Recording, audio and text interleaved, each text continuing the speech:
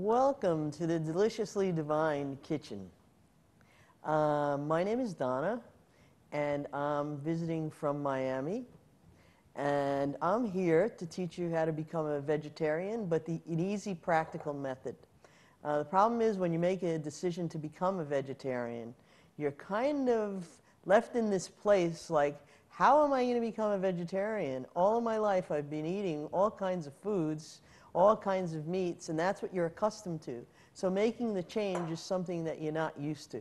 So I'm here to show you some real practical recipes on how to cook vegetarian.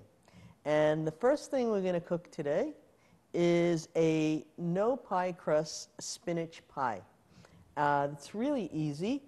We're going to make a, sorry, I said no pie crust. There is a pie crust. Okay, we're going to take the bread. These are here are breadcrumbs. We're going to mix the breadcrumbs and the Parmesan cheese. That's your Parmesan cheese. The butter.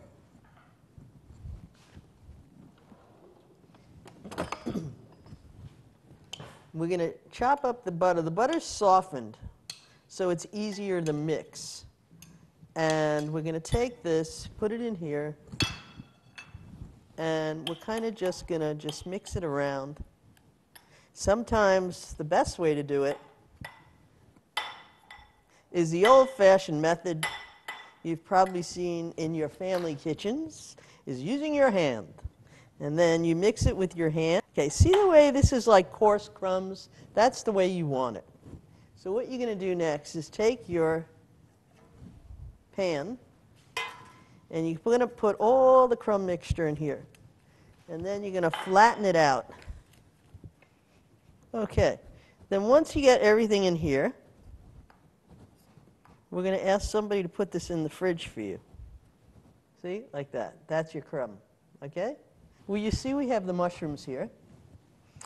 I like the baby bellows. That's what we're using. We're going to take them, and we're going to slice them like this. We're going to take an 8-ounce package of mushrooms and slice them like that.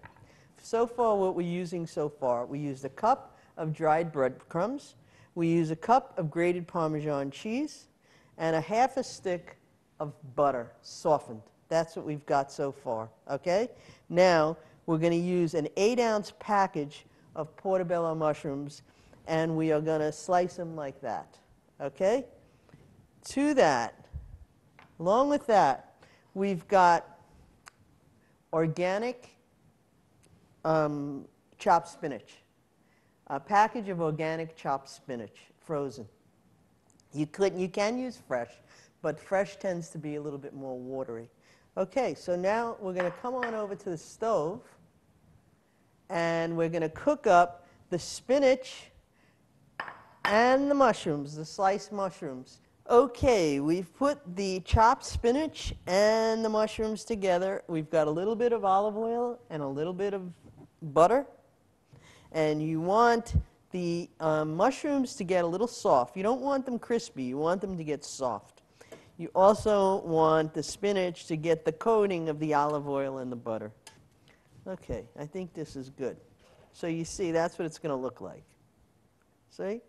Okay, so we finished up frying the mushrooms and the spinach, and now we're going to get a 16-ounce container of ricotta cheese, and we're going to put that in this bowl. A quarter of a cup of sour cream cheese. Sour cream. Sorry, not cheese. Sour cream. Then we're going to take our mixture of mushrooms and spinach and put that into the cheese mixture. Then to that, we're going to add, I don't use eggs, so I have an egg replacer here. And for every egg, you put in, for 2 eggs, you put in 3 teaspoons. So I need 3 eggs. So I'm going to put 3 teaspoons, because this kind of makes it like stick together. Okay? Then from there, I am going to put in a tablespoon of basil. Tablespoon of basil, marjoram, tablespoon of marjoram, salt. You put salt according to your taste. Everybody's taste is different. And pepper according to your own individual spice meter. Okay, some people can do it, some people can't. So whatever. You could even do without it if you don't want.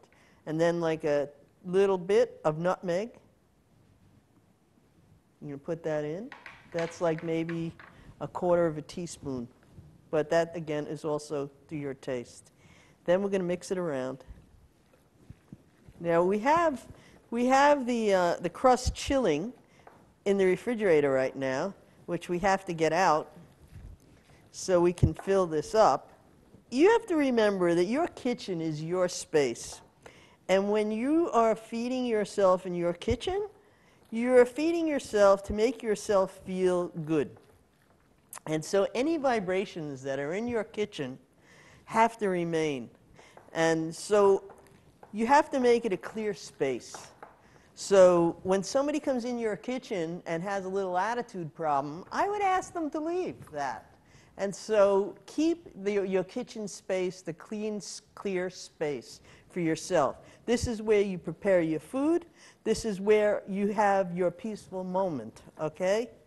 It really works. It really, really does. And it gives you a different consciousness when you're eating the food as well.